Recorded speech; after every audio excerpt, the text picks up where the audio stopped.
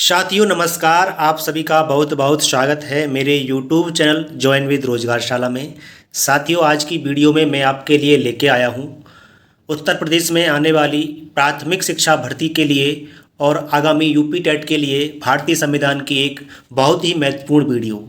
साथियों इस वीडियो में मेरे खुद के हाथ से लिखे हुए नोट्स हैं जिनको मैंने पढ़ा है साथियों, और आप भी इन नोट्सों को पढ़ कर के अपनी परीक्षा में 100% नंबर ला सकते हैं, जो कि बहुत ही महत्वपूर्ण बातें इस वीडियो में मैं आपके लिए बताऊंगा। साथियों स्टार्ट करते हैं आज की वीडियो को स्टार्ट करने से पहले मैं आपसे एक रिक्वेस्ट करना चाहूँगा। यदि आपने मेरे YouTube चैनल को सब्सक्राइब नहीं किया है तो प्लीज़ आप इसे सब्सक्राइब कर लीजिए, और वीडियो पसंद आती है तो वीडियो पर लाइक भी कर सकते हैं और कमेंट भी कर सकते हैं और अपने दोस्तों के साथ शेयर भी कर सकते हैं। तो स्टार्ट करते हैं साथियों आज की वीडियो को। साथियों देखते हैं भारतीय संविधान के बारे में क्या क्या चर्चा की गई है। इसमें लिखा है साथियों कि संविधान के बारे में कि संविधान किसको कहते हैं। संविधान एक विधि है जिससे राज्यों का शासन संगठित होता है। साथियों कहने का मतलब संविधान किसे कहते हैं। संविधान एक क्या है साथियों, एक नियम कानून है जिससे किसी राज्य का, किसी राष्ट्र का, किसी भी क्षेत्र का क्या होता है साथियों, शासन होता है वहाँ पर, यानी कि किस प्रकार से उस क्षेत्र में नियम कानून के द्वारा शासन किया जाता है। साथियों आगे देखते हैं, इसमें लिखा है कि संविधान के प्रकार, यानी कि संविधान कितने प्रकार का होता है। तो साथियों संविधान दो प्रकार का होता है, एक लिखित संविधान और एक अलिखित संविधान। अगर लिखित संविधान की बात करें तो साथियों यह सर्वप्रथम अमेरिका में अपनाया गया था लिखित संविधान। वहीं अगर अलिखित की बात करें तो यह सर्वप्रथम ब्रिटेन में अपनाया गया था अलिखित संविधान। साथियों अब बात करते हैं आगे संविधान सभा के गठन की प्रक्रिया। इसमें पढ़ते हैं कि जो भारत में संविधान सभा बनाई गई थी वो किस प्रकार से बनाई गई थी। साथियों आपको पता होना चाहिए कि हमारे देश में अंग्रेजों का शासन रहा था, उन्होंने ही हमारे देश पर शासन किया था। लेकिन एक टाइम ऐसा आया कि हमारे भारतीयों ने उनको बाहर जाने, अपने देश में जाने के लिए मजबूर कर दिया। फिर क्या हुआ, हमारे देश के लिए उन्होंने अलग संविधान बनाने की एक प्रक्रिया तैयार की। साथियों वहीं इसमें शुरू स्टार्ट में क्या हुआ कि यहाँ से प्रश्न पूछा गया है कई बार कि पहली बार संविधान सभा के गठन का विचार किसने रखा था। साथियों तो मानवेंद्र नाथ राय, यानी कि शॉर्ट फॉर्म में कहते हैं M.N. रॉय के द्वारा 1934 में सर्वप्रथम पहली बार संविधान सभा के गठन का विचार रखा इन्होंने। वही साथियों इसके बाद क्या आता है, अगस्त प्रस्ताव आता है, जो कि 8 अगस्त 1940 को आया। उस समय वायसराय थे साथियों लॉर्ड लिनलिथगो। साथियों कौन, लॉर्ड लिनलिथगो, ये प्रश्न पूछा जा चुका है। वहीं साथियों आगे देखते हैं, लॉर्ड लिनलिथगो ने 8 अगस्त 1940 को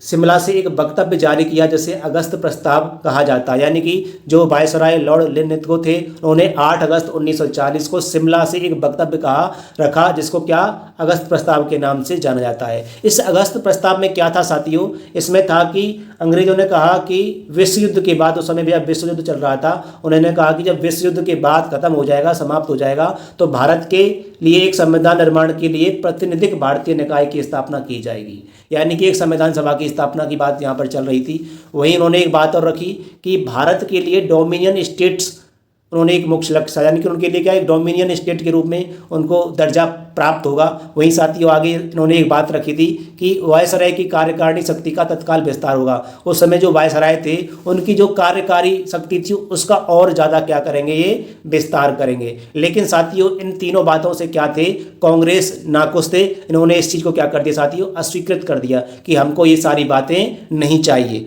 आगे देखते हैं आगे साथियों क्या लिखा गया है। साथियों डोमिनियन स्टेट के बारे में एक दो कथन लिखे गए हैं, उनको देख लेते हैं। तो साथियों इसमें लिखा है कि जिस डोमिनियन स्टेट की स्थिति पर यह प्रस्ताव आधारित है वह दरवाजे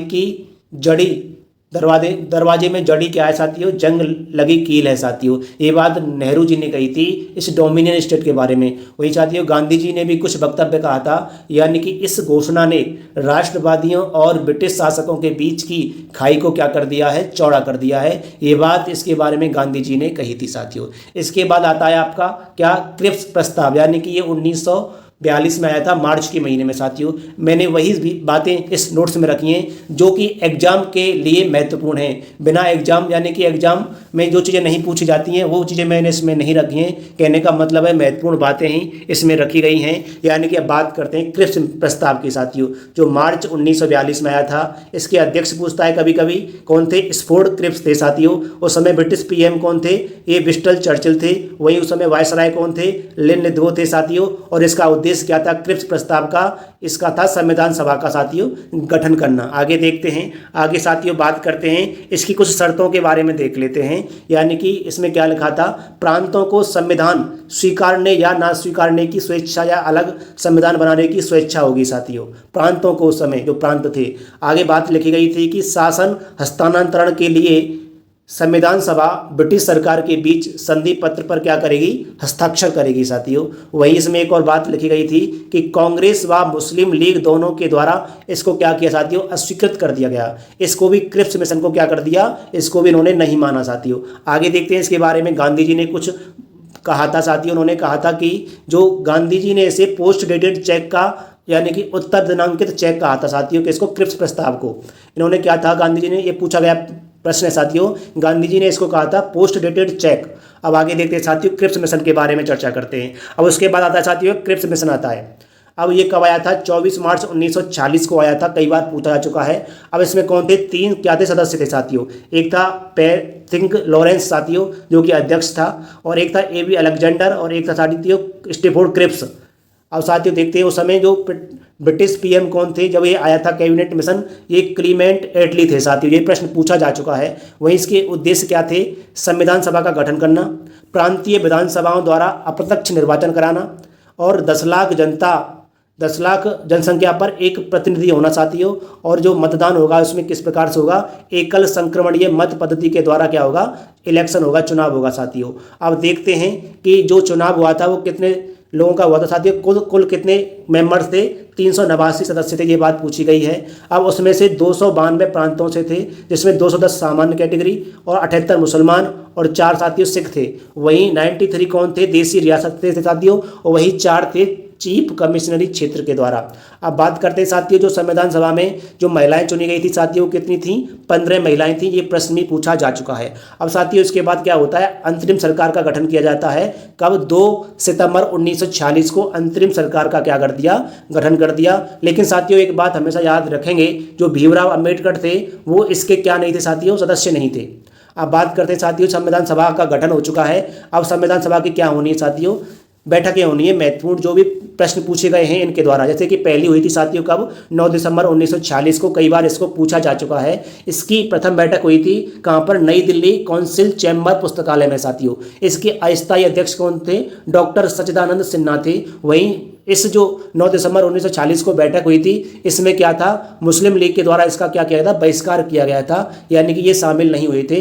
पूछता है कि संविधान सभा की पहली बैठक कब हुई थी ये 9 दिसंबर 1940 को हुई थी साथियों। देखते हैं अगला सवाल। अब पूछता है कि संविधान सभा की दूसरी बैठक के बारे में, ये भी महत्वपूर्ण है। इसकी बैठक हुई थी साथियों 11 दिसंबर 1940 को, दूसरी बैठक। इसके स्थायी अध्यक्ष कौन चुने गए थे इसमें, डॉक्टर राजेंद्र प्रसाद। ये प्रश्न भी पूछा जा चुका है। वहीं साथियों जो ये 11 दिसंबर 1940 की बैठक थी, इसमें पूछता है कि उपाध्यक्ष कौन थे, तो इसके उपाध्यक्ष थे साथियों कौन, ये HC मुखर्जी थे। वहीं इसमें कौन संविधान सलाहकार कौन थे, सर BN राव थे। कौन थे साथियों, सर BN राव थे। अब साथियों देखते हैं, अब तीसरी बैठक हुई थी कब, 13 दिसंबर 1946 को। इसका उद्देश्य था साथियों, ये उद्देश्य प्रस्ताव इसमें प्रस्तुत किया गया था जवाहरलाल नेहरू के द्वारा। ये डेट पूछी जाती है और यही प्रस्तावना का आधार बनी थी साथियों 13 दिसंबर 1946 की बैठक। और इसमें क्या था साथियों, 22 जनवरी 1947 को इसे स्वीकृत कर दिया गया था साथियों, जो उद्देश्य प्रस्ताव उन्होंने पेश किया था। अब साथियों प्रश्न पूछता है कि संविधान सभा की अंतिम बैठक कब हुई थी, तो संविधान सभा की अंतिम बैठक 24 जनवरी 1950 को हुई थी। आगे देखते हैं साथियों प्रारूप समिति के बारे में चर्चा की गई है। जो भी महत्वपूर्ण बातें हैं वही रखी गई हैं साथियों, बड़े ध्यान से देखेंगे। प्रारूप समिति का गठन पूछता है 29 अगस्त 1947 को हुई थी। इसमें साथियों कुल 7 सदस्य थे, जिसमें एक अध्यक्ष थे और 6 अन्य सदस्य थे। एक अध्यक्ष, 6 अन्य सदस्य। अध्यक्ष कौन थे साथियों, डॉक्टर BR अम्बेडकर थे साथियों। और ये डॉक्टर BR अम्बेडकर संविधान सभा में पश्चिम बंगाल से निर्दलीय निर्वाचित हुए थे, ये बात भी याद रखना है। आगे देखते साथियों संविधान संविधान के प्रारूप पर 3 वाचन हुए थे, उनको देखते हैं कब कब हुए थे। प्रथम वाचन हुआ था 4 नवंबर 1940, यानी कि 4 नवंबर से लेकर 9 नवंबर 1948 तक। दूसरा वाचन हुआ था 15 नवंबर 1948 से 17 अक्टूबर 1949 तक। और तृतीय वाचन हुआ था साथियों 26 नवंबर 1949 को। ये बात हमेशा याद रखनी है। अब साथियों भारत विभाजन हो गया, आगे देखते हैं, यानी कि भारत विभाजन के बारे में चर्चा करेंगे। यानी कि 3 जून 1947 को भारत विभाजन हेतु माउंटबेटन योजना प्रस्तुत की गई, जिसमें 14 अगस्त को 1947 को पाकिस्तान भारत से क्या हो गया, अलग हो गया। 14 अगस्त को पाकिस्तान का स्वतंत्रता दिवस मनाया जाता है। वहीं 15 अगस्त 1947 को भारत का क्या मनाया गया था साथियों, स्वतंत्रता दिवस मनाया गया था। 15 अगस्त को भारत का स्वतंत्रता दिवस और 14 अगस्त को पाकिस्तान का स्वतंत्रता दिवस मनाया जाता है। ये बात हमेशा याद रखना है। अब आगे देखते हैं साथियों, संविधान निर्माण में कितना समय लगा था साथियों, 2 वर्ष 11 माह 18 दिन। ये प्रश्न पूछा जा चुका है। वहीं इस पर 114 दिन की बहस हुई थी और इसमें खर्च आया साथियों कितना, ये आया था 63,96,719 रुपये का क्या था साथियों, इस पर खर्च आया था संविधान निर्माण में साथियों।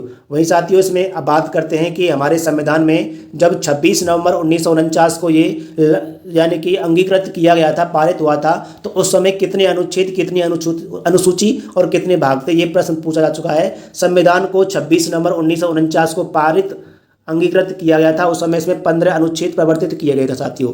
अब इसमें अनुच्छेद कितने थे उस समय साथियों, यानी कि 395 अनुच्छेद। अब वर्तमान में 465, लेकिन ये बढ़ते रहते हैं साथियों, स्थायी नहीं है। वही अनुसूची थी उस समय 8, वर्तमान में 12 अनुसूची हैं। भाग उस समय थे साथियों कितने, 22 भाग, अब वर्तमान में 25 हैं साथियों। आगे देखते हैं, आगे बात करते हैं साथियों किसकी, संविधान निर्मात्री समितियां व अध्यक्ष उनके। ये महत्वपूर्ण प्रश्न पूछा गया यहाँ से साथियों, कई बार पूछता है कि जो प्रारूप समिति थी उसके अध्यक्ष कौन थे साथियों, डॉक्टर BR अम्बेडकर। ये हमेशा याद रखना। वहीं संविधान सभा समिति, ये डॉक्टर राजेंद्र प्रसाद थे इसके। वहीं संचालन समिति के डॉक्टर राजेंद्र प्रसाद थे साथियों। वहीं राष्ट्रीय ध्वज तदर्थ समिति के साथियों, ये भी डॉक्टर राजेंद्र प्रसाद थे। वहीं संघीय संविधान समिति व संघ शक्ति के ये पंडित जवाहरलाल नेहरू थे। वहीं प्रांतीय संविधान समिति के ये सरदार वल्लभ भाई पटेल थे।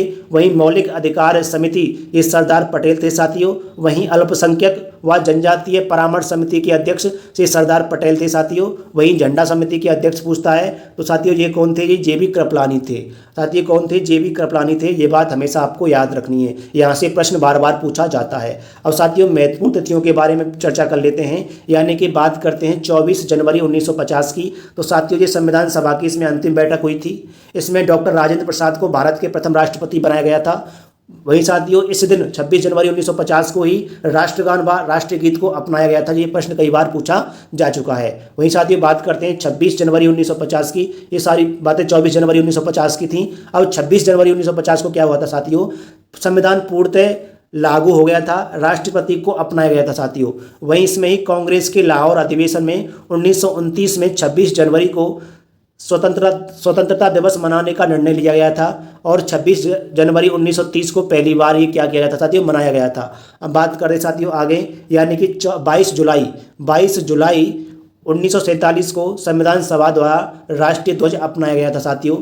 इस वीडियो में मैंने जितनी भी महत्वपूर्ण बातें हो सकती है संविधान के बारे में उसकी मैंने चर्चा की साथियों। अगली वीडियो में इससे आगे लेके आऊँगा। यदि आपको मेरी यह वीडियो पसंद आई तो आप मेरे YouTube चैनल को सब्सक्राइब कर लीजिए। इसी प्रकार मैं संविधान के बारे में जितनी भी महत्वपूर्ण बातें होंगी और परीक्षा के दृष्टिकोण से जितना भी महत्वपूर्ण कंटेंट होगा वो नोट्स के द्वारा आपके लिए लगातार लाता रहूँगा साथियों। फिर मिलते हैं एक अगली क्लास में, तब तक के लिए व्यस्त रहिए, मस्त रहिए, स्वस्थ रहिए साथियों। जय हिंद, जय भारत।